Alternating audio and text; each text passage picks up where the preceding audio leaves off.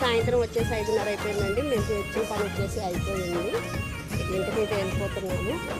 చూడండి వేసుకున్న డ్రెస్సులు అయితే ఇచ్చేస్తున్నాము. ఎండగలకుండా చొక్కాలు వేసుకుంటాం కదా. ట్రక్ నిండిపోయింది. ట్రక్ నిండా పోసాము. 2 ట్రక్కులు ఏరేమో వదిలింది.